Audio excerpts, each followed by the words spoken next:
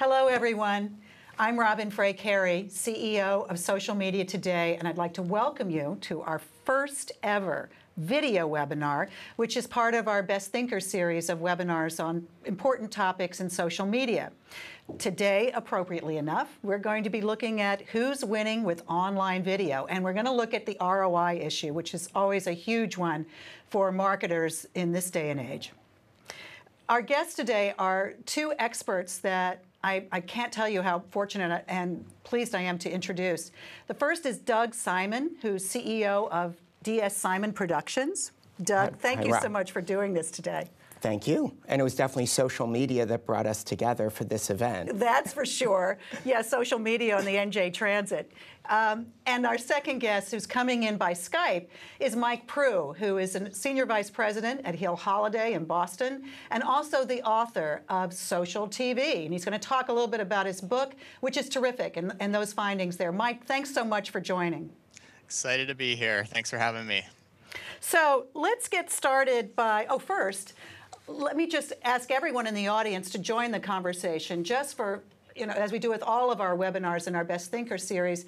You can follow along on the hashtag on Twitter, SMT, for Social Media Today Live. So join us there, ask questions. We'll be monitoring Twitter throughout the hour-long program, and we'll get to as many of your questions as we possibly can. So first, Doug, what are we going to be covering today? Sure. Well, I think the big issue today is that we know there's been a revolution in video consumption and online video consumption, which is dramatically changing the relationship between brands and the people who want their products and services. So how do we handle it? How do we best utilize it to make sure that we're actually getting something back, that we're achieving organizational goals with the content we're creating and distributing? And telling good stories, too. Well, that's key, as well as the big idea is key. Ideas are still king across whatever platform you're communicating with. Exactly. And we're going to be actually showing you some clips so that you can see what we're talking about. That's the brilliant thing about this being a video webinar. But again, do ask questions, and we'll be trying to answer as many of your questions throughout. We want this to be a group experience. So, Mike, I enjoyed reading your book, and I realized reading it that we've come a long way, a really long way from Will It Blend and the planking video that people found was so fabulous they went viral. Can you tell us a little bit about the book and why you think it's a great guidebook for anyone getting into social TV? Yeah, absolutely. The book is called Social TV, simply and aptly named. There's a lot that's been said, especially in the past year or two, around the convergence of social media and television, and especially the web with TV. And while there's a lot of content being produced, a lot of conferences, there hasn't been a whole lot that's been said to the eyes of the marketer and what it means to the advertiser. And so myself and my co-author, Stacy Shepardin, who heads up National Television for Hill Holliday, where I work as well, she and I came together on this project to address and provide a guide to marketers on how to navigate the modern era of television and everything that's going on in this converged world. So we're super excited about it, and really hope that it's going to provide a lot of good guidance to advertisers of all sizes. The convergence element, I think, is something we want to talk a lot about today, because I think everyone who's listening in and watching us on social media today is going to get some great tips on how to make that convergence a reality. Doug, let's get started by showing your clip. It's very short, but I think it's going to be a great way to set the stage for our conversation. Sure. One of the important pieces of this is to actually provide examples for those who are watching to see what organizations are doing. So what we've put together is just some brief highlight clips of how some of the organizations we deal with are creating content and then distributing it online. And the key here, and I think this is often an overlooked opportunity in the social video space, is actually the ability to earn media online. Get journalists, get bloggers to take the content you've created and post it and share it across multiple platforms. So as you'll take a look at this video in just a moment, you're going to see some examples from Waldorf Astoria for their luxury brands, Duracell promoting how to decorate an apartment using some of their products to not ruin the look, Coke, Harley-Davidson, Sonam with a video press junket at the PepCom press conference, Downey taking a video and making it viral, and how Macy's are using it. So why don't you roll that digital media right now? Today is very exciting. We're with Tommy Hilfiger at Tommy Hilfiger's flagship store. What do you see for the future of luxury? Well, I think it's accessible luxury, affordable luxury. And for my customer, he wants or she wants luxury all the time with all the products, but they want to be able to afford it. Custom interviews are provided to important web media. How do you solve that problem? One way to do it is with this Duracell Migrate, which is a new product. It's a cordless or wireless charging pad. Toys for Tots are down this year, and so Coke has decided to help them. Hi, Star Pulse. Marissa Miller here. Harley Davidson and I are inviting all Americans to go on www.harley-davidson.com. Provide custom content for media at an event or trade show. This is the latest nearly indestructible phone, and you've launched it here in Barcelona. I remember last year, your nearly indestructible phone on CNN. What's new this year? I'm here today with Bob Klasky from Sonim, and the whole goal is try to beat this handset to death. Generate web media coverage for your video content.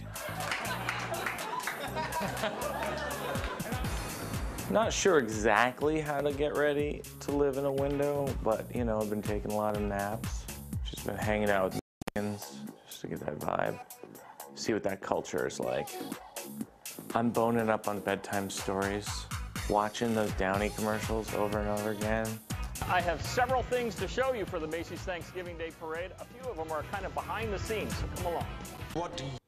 Yeah, and what we see is this type of content really ties into what Mike is doing and also talking about in his book, where there's the convergence of creating the content and let's get it out in as many different places as possible. It's not just a different silo. For example, you know, the mug still has marketing value with the name across. Meeting on a train can lead to a business opportunity. But the content you create, you want to make sure it is a benefit and that it works across multiple platforms. I think that integration is what's so interesting in all the tools and platforms that are available. We're going to get into some of that. But Mike, looking at what we've got on Doug's video, do you mind responding? I mean, sort of drill us down a little bit more into some of the topics that those topics touched on, particularly the strategies that are used for socialization right now. Yeah, I mean, the effect that social media is having specifically on web video distribution is the amplification effect, right? So, you know, there is a piece of content that resonates with me that I happen to see, and because of my followership or because of my friends and Facebook, I'm sharing that content and I'm acting as a means to distribute that. And so it speaks to the point that Doug was making earlier on the earned media value to that. And the fact of the matter is that web video has just become so much more accessible to all of us, not only to consume, but also to create. And I look at the fact that I think it was InMobi did a study of this past year's Super Bowl, and the amount of people that used their mobile device to re-watch TV spots during the Super Bowl was enormous. And not only were they re-watching them, but they were going on to share them itself. So, you know, human beings play such a significant role in actually distributing content that brands and marketers are producing. Thanks. And before we get into more questions, I have a few I want to ask. And I just want to encourage everyone in the audience again to ask us questions. SMT Live is the hash. And also, one of our audience asked us if we could show the Twitter handles one more time for all the panelists. So take your notes now out there. Before we get into my questions, I want to just throw some really interesting fun facts at you guys. YouTube has 490 million users upload more video content in a 60-day period than the 3 major U.S. TV networks created in 60 years. Phenomenal. That was from an IBM CMO study that came out just last November, and it's terrific. And in 2011, content marketing spending on video and online events rose almost 45% over the prior year, over 2010, according to a report from ContentWise and the Custom Content Council. Amazing. Last but not least, 54% of North American companies plan to spend more on video content this year. And Mike, I bet you'd agree that that's going to be a lot more spend, not just a marginal 5 or 10%. So with that in mind, let's get right into questions. I'd like to start by looking at the big one that we are promoting our event with, which is ROI. Mike, you're working a lot with agencies right now, and with your clients right now on this question. What are the types of measures that people are looking for to prove the ROI of video, and how are you providing them? Yeah, there's a couple ways to slice this, right? So the first way is in straight up video views. Because video views measures content consumption, right? So if brands are going to invest any sort of money into creating video content, are people watching it? Are people consuming it? And that is probably the number one way to measure whether or not it's having an effect. And obviously, the more people that are sharing the content, the more propensity there is for individuals to be receptive to actually consuming it. And the way that we tend to talk about it at Hill with our clients at Hill Holiday is around choice-based impressions, and that not all media impressions are created equal. So for instance, television can be described more as having standard media impressions. You may or may not see a TV spot. You might be up and around. But if someone actually shares a video with you, and then you go on to choose to watch it, you're making an active choice. Your receptivity has now increased to actually watch that content. So we pay a lot of attention as to whether or not people are actually watching the videos that our brands are creating or we're creating for them. So that is number one. Number two is the amount of discussion or buzz that's being had about the content. And it doesn't have to be an online video. It could be a TV spot. And it's amazing to look at the back channel conversation that's taking place not only around TV shows, but also TV commercials. And we work with companies that are emerging in the social TV space, Bluefin Labs being one of them, Trender, Social Guide being others, that are able to tie the actual conversations around television commercials to when they're actually airing. And this is something that Bluefin does really well. And with that data, we can then provide a measure of brand lift in the conversations around the actual video content on TV. So what is great about this is that we can see an instant response to our television content and then provide measures and ROI data on whether or not that content is having an effect on the amount of people that are socializing that content. Terrific. I want to come back to this issue of measures of success, but first we've got a really good question from Mahfouz, whose Twitter handle is CMahfouz. Mahfouz would like to know, what are the key ingredients to create an effective video that makes others share and take action? Doug? Sure. I think some of the key measures are making sure that it's human, it's relatable, and what we've found is there are only two reasons that people will watch video online. It's different, as Mike was referring to, in a captive situation when you're watching a TV show, though increasingly people now turn away from the commercials, and that's they want to be informed or they want to be entertained.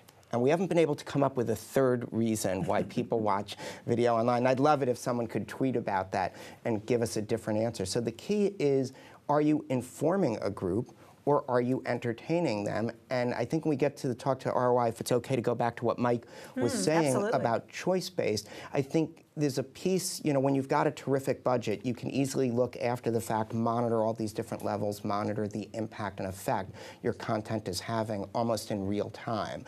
But if you're trying to make it on a lower budget, I think what you really have to look at is from the start of your initiative, focus on what we call PR-getting. And the PR side of it is the content has to be good enough that in the past journalists would have wanted to put it on air or reach their different audiences with it. And of course the marketing half of that is that you're achieving a business goal. But to do that, we have a number of pieces to it that are pretty straightforward and will really be enlightening in starting a campaign. The first key thing is identifying what's the behavior that you're trying to change. Identify it. What are you trying to get people to do differently? I love that. That means you've really got to tell a good story. Yeah, well, second then is, who are these people? Right. And then where do they consume content? Because we had a client called, they wanted to reach tween-age boys, and they wanted to do a campaign that was going to get on local news on television.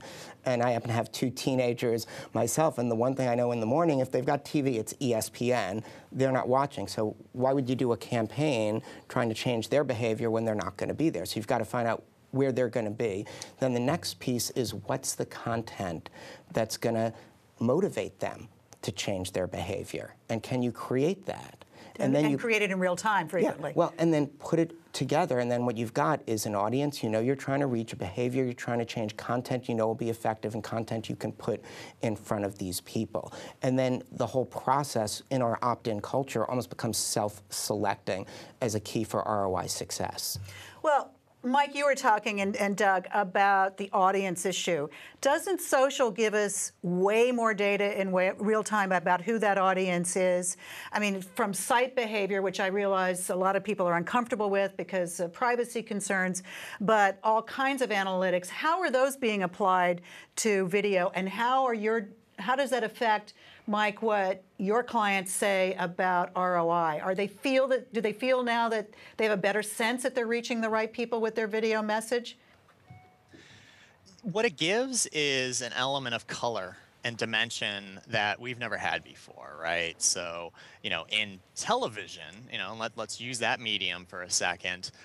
We were able to run TV spots and then, use maybe more traditional measures on whether or not they were having an effect. And so, many of our brands, when we're on with TV, they're seeing in-store sales or in-restaurant sales increase. So, that's one way. But now what we're able to get, not just with TV commercials, but any online video that is running, is this instant response. And it's, fun. I'm watching the back channel conversation that's taking place right now about this webinar, and people are giving us feedback. Some people are saying they can hear certain individuals.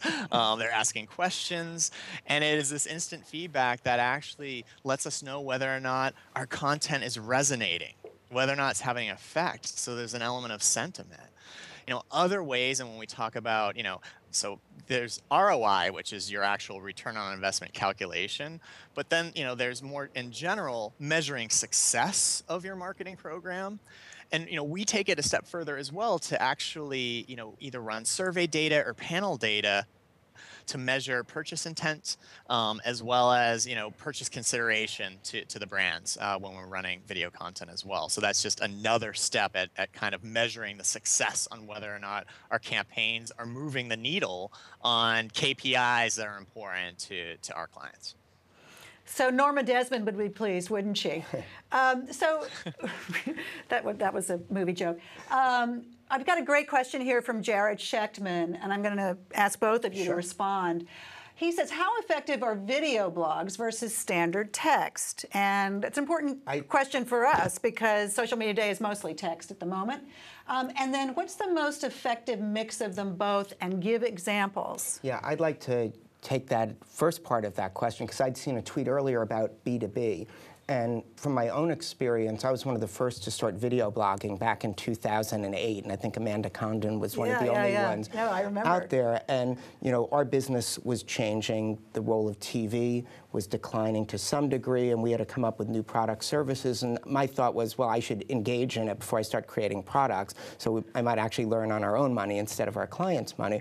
And we were surprised that we were able to build it up into such a powerful medium for us. And it's at vlogviews.com. But one of the things that we found that was so surprising is it's one of the most effective tools for B2B that we've seen, because the power of having a camera is so strong that you can put a list together of 25 organizations that you want to do business with, and you can say, guess what, we're going to go to a trade event where they're all going to be there, and a week before we're going to do a special series for our video blog, and I'm going to interview them. And you can go in at the top level of these organizations with your own top executives and have relaxed conversations about the business and position them as experts and as holders of the best information, and then share that content so you're able to build relationships so quickly. And a small example, a couple weeks ago, our team was at the New York festivals covering that, and we had a chance to speak to the chief creative officer of Leo Burnett, Mark Tutzel, who was talking about the big idea. Now, if I had called his assistant and said I wanted to meet with him to talk about how we could partner together, unlikely to be successful. But here I was having a conversation with this top person, and not only was he willing to talk to me, he was appreciative that we're giving him a platform to speak. So I think video is compelling. Now, clearly for search, while there are some improvements in searching for video, and we know video has a very positive effect on search, it's important to have search engine optimized text with that content to maximize the user friendliness and effectiveness of it. Absolutely. Mike, would you agree with that? To a certain extent, from my perspective, it's not an either or. So it's not an either text blog or video blog. It's going to be a mix of both. And having purpose, and I think Doug said this really well, having purpose behind why you're doing video content, right? So, for instance, there was a study done just this past March by Envoto that measured whether or not product videos had an effect on purchase confidence. And what they found in this particular study is that it had a big effect on people's confidence in making a purchase after they've seen the video come to life. And I mean, the great thing about video, and we all know this, is it's probably as close to being as human as possible, because you have sights, you have motion, you have sounds, but it doesn't mean that video is appropriate in all cases. So, I consume a lot of my content when I'm at the gym, when I'm on the subway coming in and out of work. That's where I'm consuming content. I'm not necessarily going to stop to watch videos in those moments. So, I think brands specifically have to think through how to balance their video content with long-form text-based content and kind of find that sweet spot. And it's, again, interesting just looking on the back channel. I saw at least one tweet that said, at least this person preferred the old-style webinar versus the video webinar. Yeah. So, and there may be others, and I'm curious, would love to hear feedback from you all on the back channel on whether or not you're liking the video format, if it's effective, or, what you'd love to see more from it, So I think that's really interesting to get, again, this instant feedback from you all. Yeah. Well, I like doing them I like doing my webinars in pajamas, so it's a big change for me. I know, I saw your tweet, I like that. Maybe you should have stayed in your pajamas. Yeah. That would have increased the likes for the video, that's for sure. Next time. But I'm not hearing a lot of examples from you guys. I'd like to get some concrete ones. Personally, I look at what IBM's doing with video. I'm interested in B2B, and I think they're doing a phenomenal job. SAP's done some great stuff with virtualizing their events.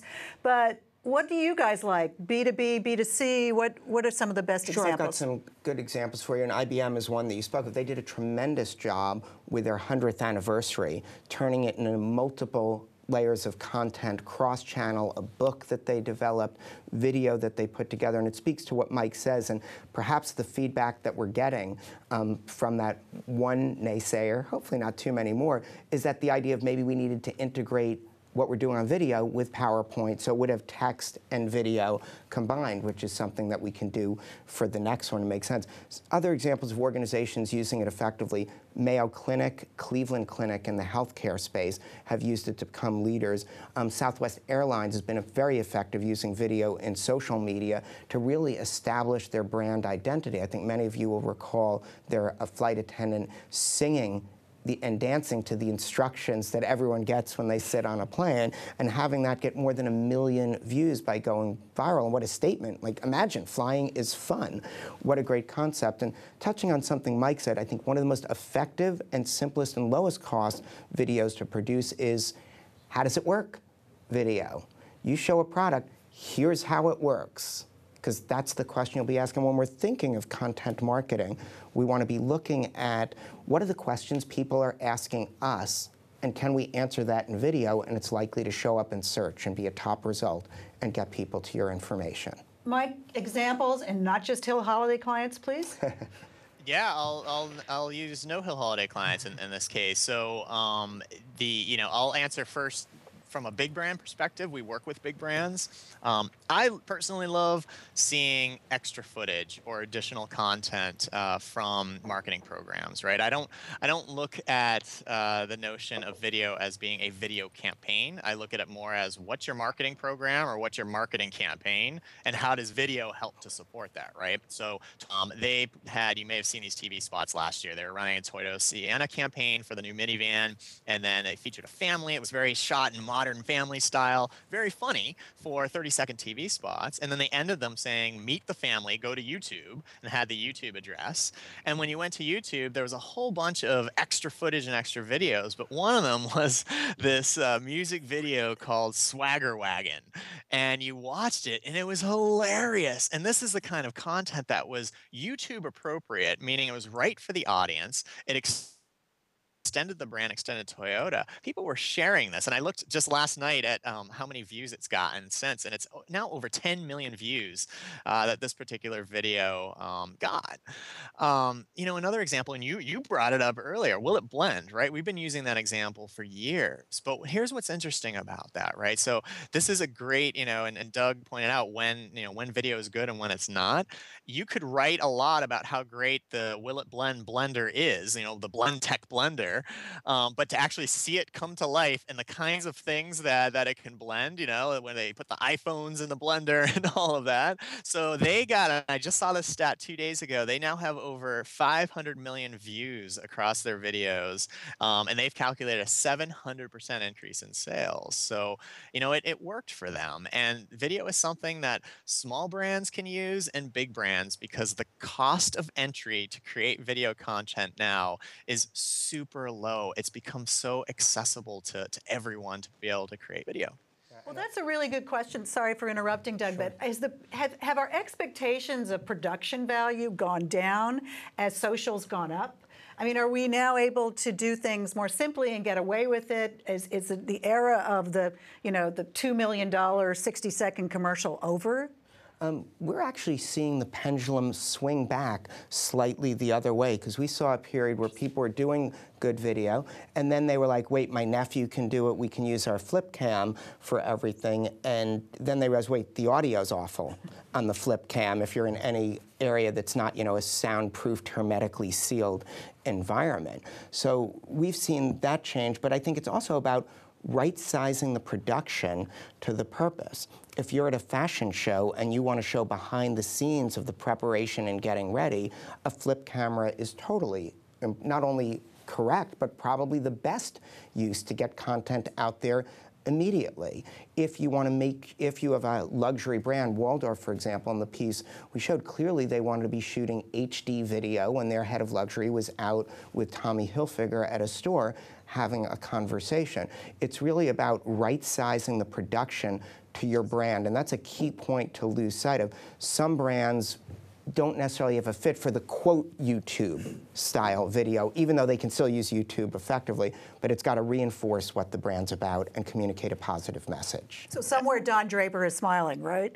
Don Draper is definitely smiling, though I don't know if he is after last week's episode, but in case people taped it, I don't want to go there.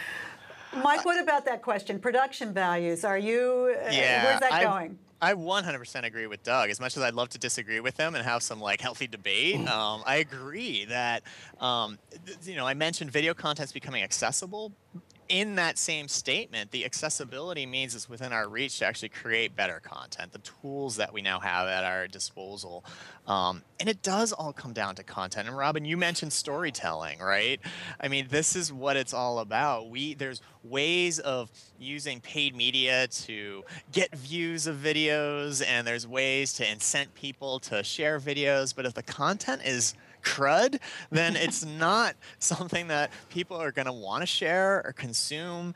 It has to start with great, unbelievable, awesome content. And I mean, that is the punchline of the book. You know, you don't even have to read it now. I mean, it does come back down to content. So we're seeing the production values of content continue to get better. And the TV spots that are resonating the most, you look at, you know, the most shared Super Bowl ads, and you look at the ones that are getting the most social response, they're just great stories, period. Yeah. Could I add, if I could add one thing on that, I think one step further, it's not just about the great content, it's about actually having a great product that provides value. Oh, no, authenticity, no. But there's the old joke, that the best way to kill a bad product is good advertising. Now I think one of the big roles of what we're all doing in this space is making sure the customers improve what they're doing.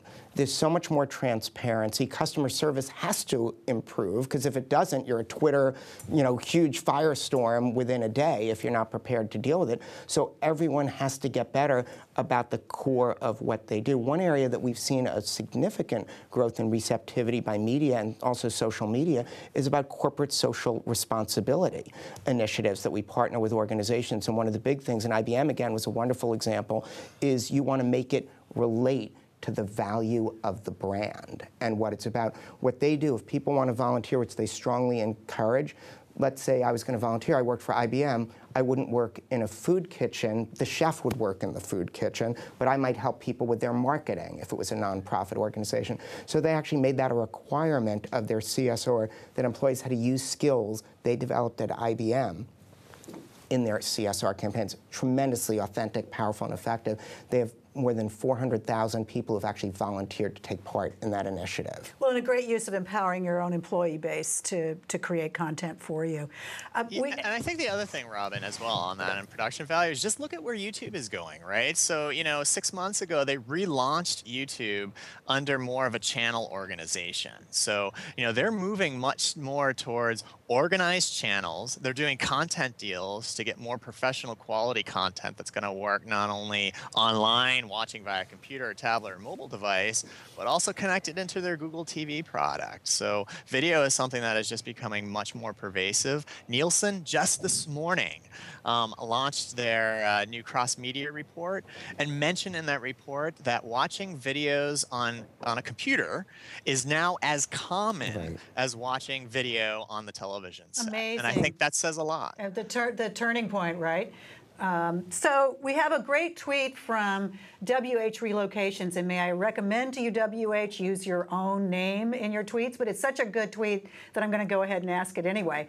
That besides YouTube, what are the best platforms for social TV these days? Sure. I mean, there are some platforms that help you distribute video easily. TubeMogul is an example of that, where you can upload to multiple sites. You can also consider having your own custom platform like a Brightcove that we use, and those are becoming well more affordable, and they give you much more control. One issue with YouTube is it frequently puts you out there with similar content, and that can also mean your competitors' content. And one thing that we would advise companies, and I'd say, no, don't do that, is they would be so proud they'd have a YouTube channel. They'd get people on their website and say, check out our YouTube channel, and then people would go away, see that, and then see a competitor's similar story right there. The YouTube channel's got to be the bait to drive people back to your environment, not the other way around. So you're recommending that companies have their own video playground no matter where they end up syndicating? Absolutely, and I think brands are going to become their own media shops, if you will, and their own communication shops. They'll be the combination of newspapers, websites, video companies, and they'll need to create programming for it. Every company is a media company these days. Definitely. So, Mike, what's your thought on platform? Any recommendations for the audience? Yeah, I am not a big fan of brands trying to create their own channels in terms of hosting and serving video. I know the person that asked for other examples outside of YouTube, but YouTube is the place. I mean, that is the de facto standard to house and serve video content. There's others like Dailymotion and Vimeo and whatnot that you can use, and I think you should have your content out there and meta tagged appropriately so that you have more places for people to discover it. But the lion's share of your efforts, in my opinion, is to focus on housing your videos, having them physically live on YouTube, and then it's fine to put them on your corporate website and embed them, but allow YouTube to be the vehicle to do that. Another emerging platform that's gaining a ton of traction and news over the past 2 weeks is Vidly. And Vidly is, it's being touted as the Instagram for video. And it's short form video. You do less than 15-second videos, and you can serve them up and you can use different filters to make them look cool. But what's interesting about this is that as of 2 days ago, they're up to 26 million users, and they're gaining 1 million users a day, which is incredible. That is incredible. Amazing. So pretend I'm a client for a moment and take me through the first steps on creating a successful video campaign. Mike? Yeah, for sure. I mean, the first step, and not to sound like a broken record, is figure out the right content. And it's going to be based on what you're trying to achieve, what is the program or the business goal that you're trying to support with the particular video. So that is number one. Get a good creative team around trying to figure out the concept of the video and how it connects to all of the other media tactics that you're going to be using so that it's all connected to a larger strategy. And then when you do create the content and decide sort of what format it's going to take, how many videos, the next step is to figure out how to activate it and come up with the right media plan that is a mix of both paid and earned media. I think there is a misconception out there that you can just launch the video, post it on YouTube, post it on your Facebook page, and suddenly it's going to go viral. And, you know, my number one pet peeve is when people talk about, you know, we're going to create a viral video, or this brand is working on a viral video. You're not creating a viral video. You're creating a video that you hope will be spread and consumed so much that it will go viral. So, and to do that, it's a mix of luck. It's also a mix of having the right content at the right time with the right message.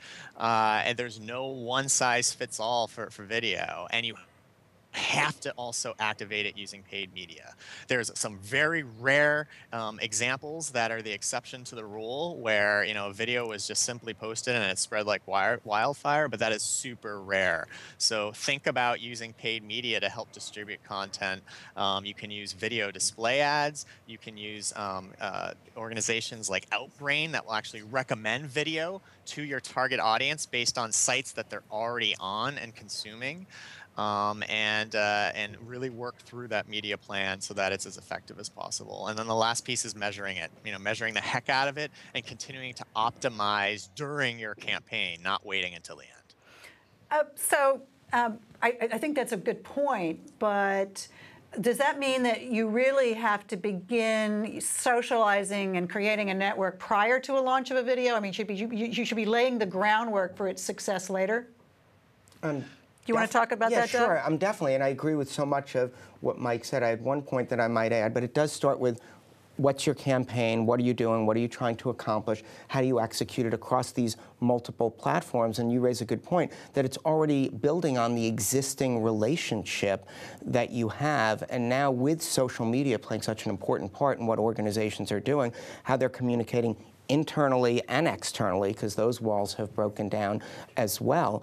You know, it's so important to have the strong base and get feedback. We don't like this. We like this. Hey, we're going to be doing this. What do you think? Mm-hmm. You can actually get them engaged in shaping the campaign beyond, hey, win a prize for making the next Doritos commercial, but just more integrated into that process. The other key element that we see that I'd add to what Mike says about you need paid, I think you also need earned. And you've got to have a campaign to get this out there in the hands of bloggers, influencers that make sense.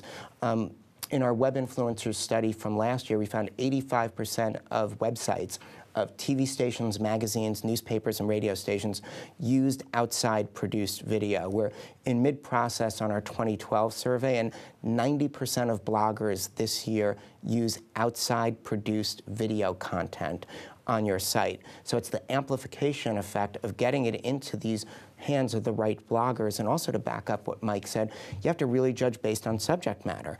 If you're a healthcare company and there's a specific disease that your product is effective for, you don't need it to go viral big time. You need it to be able to reach those people. Maybe it's the doctors in that space. Maybe it's this group of patient care organizations. They have a high degree of interest. Others have no interest. So you really want to target where it's going to have maximum effect for your organization's success. Short plug, by the way, we have a great healthcare site if you want to syndicate there or get in touch with some of our leading influencers there. But you mentioned influencers, and that's absolutely key to a B2B strategy. In B2B or B2C, are there different influencers for video than there are for text, regular standard blogging, or even audio? I mean, there might be some examples where there are, but with the statistics that 90% of bloggers are using video, they're all using it anyway. So it's really who's most influential. Anyone who's out there who's influential these days almost certainly is a video component. So it to should what be they're driven by your communicating. content marketing strategy. Absolutely. Not by sort of channel. And it becomes self-selecting because people only go to sites that interest them based on the content.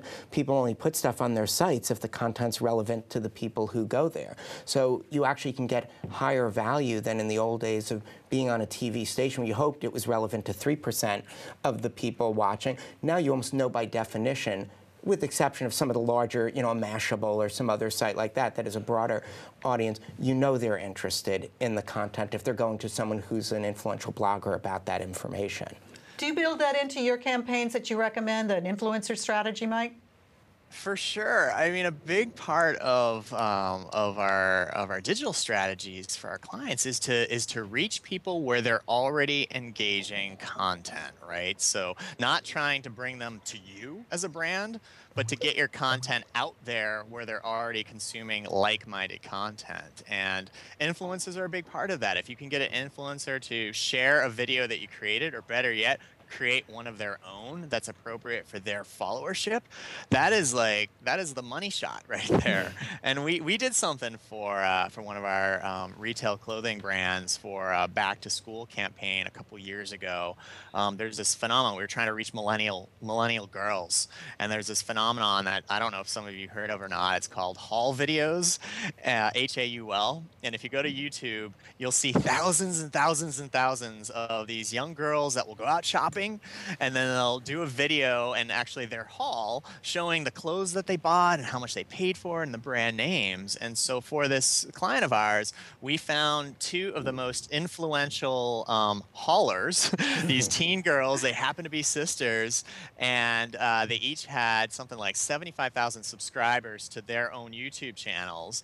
And we asked them, you know, and we were very upfront about this. We gave them gift cards to go shop at this client's brand, and said, if you're interested in doing this, you know, do a haul video. You can do it any way you want. They are all into it. They mentioned that they did get the gift card from our client and showed off their back to school fashions. And within one day, so 24 hours, our videos had over 1 million views. And the comments that were left on these views, right? So these are comments from these teen girls that are following these influencers where I'm going to go shop at the store now. I had no idea the store had these brands. I'm going to, you know, use the store for my back to school shopping. So it was just a great way of leveraging influence and content that was appropriate for that audience to create a winning combination. Interesting. We have Jared Scheckman, whoever you are. I love your comments, by the way. Keep them coming. We have a question from Jared about the role of luck. I mean, we talked about things like the Will It Blend campaign.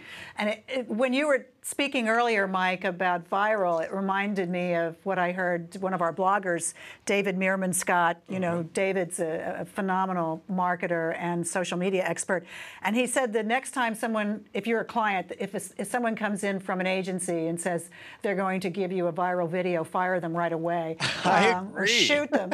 But what is the role of luck? Is that less of a factor now because we've gotten so good at analyzing and creating networks of influencers? Is luck less important than it used to be? So, look, luck from my perspective in terms of content is trying to find the kind of content that's going to resonate with an audience that will light it on fire. And that can sometimes be a crapshoot, right? So you never know what content will fit. Sometimes it has to do with the timeliness of your content. So taking a big news item that's happening and then creating content around it. It could be, I mean, how many times is someone going to catch a double rainbow, you know, on video, right? That is like true luck right there. Or how many times is someone going to, you know, the plane that went down the Hudson and the person that captured that photograph and picked it and that went viral, right? Those are like moments of timeliness and luck. But, you know, when it comes back to brands and brand marketing, It is a matter of what the content that you're creating, not just capturing by happenstance, because you're actually having to put thought in creating a story, really thinking that through. But you can put the best creative minds on a video, and for whatever reason, it may or may not be spread. So that's what we talk about when we talk about luck. Yeah. Doug, luck. Yeah, luck plays a role for sure, but I think we have to differentiate when we think of viral. We'll think of the Kony video, and those are videos that become so overwhelmingly. Oh dear. I was wondering we were going to talk about that. So overwhelmingly powerful that they're dominating the conversation. It's very rare for a brand, and I believe it does take some luck to get a brand to have something that breaks through to that level. But it's actually, I think, a skill, and part of what Mike's doing and others are doing in the space is to really have a thought-through campaign to get what I call a small V viral video, where, okay, it's not being picked up and shared everyone like there's nothing else that anyone's doing, they're stopping, but it is being distributed and shared among audiences that matter. And I think Blendtec is a great example, because I interviewed George Wright for my video blog, who's the marketing exec behind it, and I asked him, what did you do? Because I had the same assumption. Great, we did this video, put it on YouTube, walked away, 700% increase, all these views. What actually happened is they took the content, he put it on YouTube, and he cut the blurb, the YouTube blurb, and emailed it to all the vendors that supported the company, all his friends and family, and wrote in, hey, we just did this video. I think it's really cool. We encourage you to go watch it and share it wherever you go online. It wasn't even called social back then. So he actually boosted it out. It wasn't an accident that it became so popular. And another fun sidebar is if you want to have your product in a Will It Blend video, I think the current rate's about $35,000. Seriously? Seriously, that's wonderful. Their marketing department turns a profit. It's They're a profit media company. Oh my gosh. And George is now selling grills, so I don't know what that means. Well, you mentioned the Kony campaign, and that's something I sort of watched because I've actually been to northern Uganda. And it was interesting to see how that morphed from a viral video to a crisis management campaign. Mm-hmm. And another great campaign that really struck me as intriguing was the Planned Parenthood Susan G. Komen campaign. And I think that was a tipping point, because for the first time, you saw both sides of that controversy going first to YouTube before they were even interviewed by any major network. So where are we going with this? Is the network no longer a factor? Is anything that's important to our political life now going to have to start on social TV? How about you, Mike? Take that one on. When you say network, are you talking about television networks like ABC and NBC? NBC? The broadcast, the traditional media. Look, there still needs to be an entity of some sort to be able to distribute content that is reaching mass audiences, that will attract advertisers that are helping to fund that content in the first place, right? So what that looks like in 10 years, 20 years from now, who knows? But what I will say is that Americans are watching more television than ever before, and we are watching on average 35 hours of TV per week, believe it or not. And live TV viewing, so in terms of watching live events, the live events are getting some of the best TV ratings that they've ever gotten. This past Grammys was the second highest ratings Grammys ever. The Super Bowl was the most watched television show in all of TV's 73-year history. So television in its form in terms of networks distributing content is not going to go away anytime soon. In my opinion, it's getting all the more strong because of concepts like TV Everywhere, where I can watch television content at will, regardless of my location, on whatever device is most handy to me at that point in time. So I don't think TV is going away. Yeah, that Yahoo product is totally cool. You mentioned that, I think, in your book, and it's just amazing how effective that is. So, I mean, it's sort of a great example also of the possibilities for integration. So let's go back to another question from our audience. This is a quick one, an easy one to answer. Will this be available later? Yes, we will have this webinar archived, and we'll also put some clips on YouTube. So stay tuned. Give us a chance to get the archive out. We've never done a video webinar before. So anyway, let's get back to some more questions for the remaining part of our time together, and I want to take one from DJ Hornsby, related to Bruce, I don't know. The question from DJ, and it's for you, Mike, is how frequently should you upload new videos? Daily, weekly, monthly? What does frequency have to do with the power and the potential network effect of video? Yeah, so I did respond to this person's comments on Twitter, but I'd love to elaborate more than 140 characters. My response back to them was, it doesn't matter how frequent. What matters is that you have an engaged community that will spread your content when they're alerted to it. So let me use a for example that I couldn't use in the tweet, is that if you have a YouTube channel that you're gaining subscribers, and let's say you're able to get a few thousand subscribers to that YouTube channel. Whenever you post a new video, it could be daily, it could be monthly, it doesn't matter. When you post that new video, they're going to be alerted to it because it goes into their YouTube news feed. They'll get an email with the recently posted videos. It'll show up in their new videos section. So it is this alert that prompts them, again, engaging where they are, that a new video is available. So I don't think frequency is overly important. It's just a matter of making sure you have the right alert mechanism. And also, don't just post to YouTube. Do a link to that YouTube video on your Facebook community, tweet it out, use all of the mechanisms that you have at your disposal to help distribute that content and let your community know it's out there. Yeah, one thing that we've seen, I think, Mike, this will add to what you're saying, is it is important, however, that you communicate what the frequency is going to be. Some clients that we've done events for, we've created content and they've posted, one of their big concerns early on was, if we do it, then we're committed. What if we can't do that much? And what our suggestion was, just let people know that, hey, you're going to be out at this event and you're going to be covering and providing content for that event. That way it's very clear their expectations are something that you're able to meet.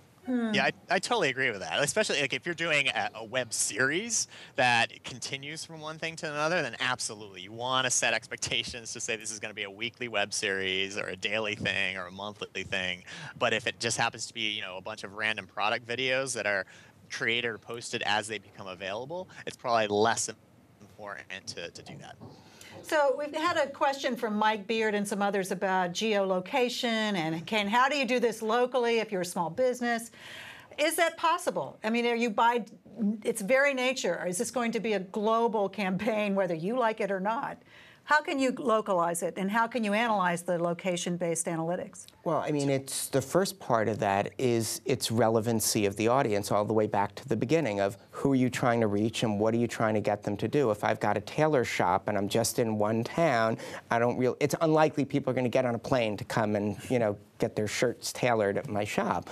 So you have to identify, okay, where are the local people consuming their content? Maybe they're local sites. We have a very active local community in Maplewood, New Jersey, where I live, Maplewood Online. So yeah, clearly, what about Gary at the wine library? Now, he's just got one store. What was in it for him to go global with video?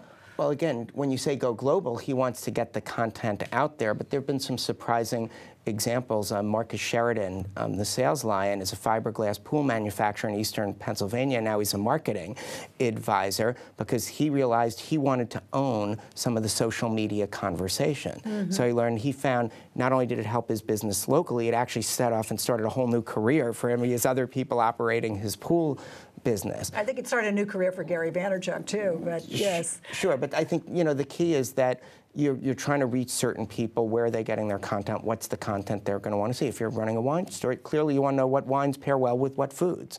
What wines are the best of that year's vintage that you have. Do we still have Mike with us? I'm here. Okay, great.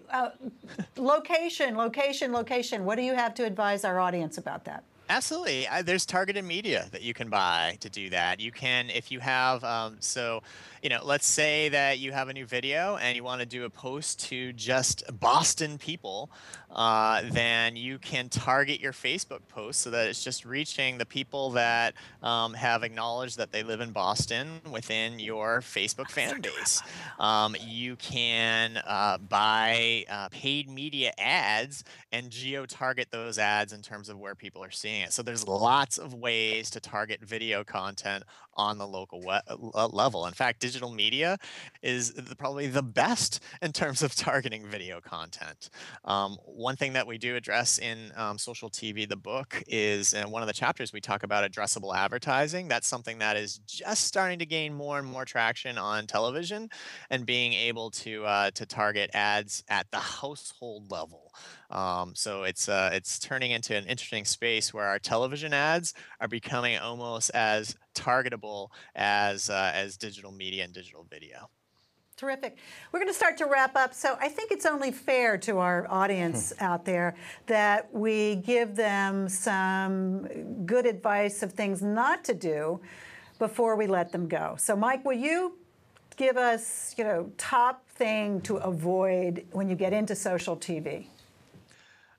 When you get into social TV, I think that the top thing is not to hijack conversations with irrelevant content. So, don't go into the back channel conversation that's taking place and have blatant brand messages. It is making sure that if you believe in the strategy of having content that resonates with communities where they're already creating that content or consuming it, then you want your brand content to fit the culture of that community and fit the culture of where people are engaging. So just be careful in first understanding what that culture and what that community is, and have creative ways of getting your brand message out there without having it be blatant advertising. Well, and of course, don't not buy your book. That's the first thing to avoid doing. That's nice. Doug, what should I avoid at all costs? Okay, I've got two things. One is, don't just do video for video's sake. Don't look at these numbers and say, oh, we've got to do video, so you start doing it. Think it through, have a plan. And two is really right-size the production and use production at different elements. There's some videos you need to work with Mike at that level to get it out. There are others that you might want to just try and make them as an earned media campaign. One of the examples that we didn't get to yet, Mike actually did some of the commercial work for Shazam spots that were popular in the Super Bowl with the second screen. We had a crew here shooting people watching the Super Bowl commercials using Shazam and then getting their spokesperson on CNBC the next morning to talk about it. So it's really all integrated. And I guess the final thought would be, stop treating things as separate silos. It's one silo that you're communicating to different people, and you've got to really make sure everything you're doing works together. That's the Shazam case is an excellent one, and I hope you and Mike will collaboratively put together a blog post for us on that, because it's a great case study. Thank you so much for bringing that up. Thank you, audience. It's been terrific to have this conversation with you.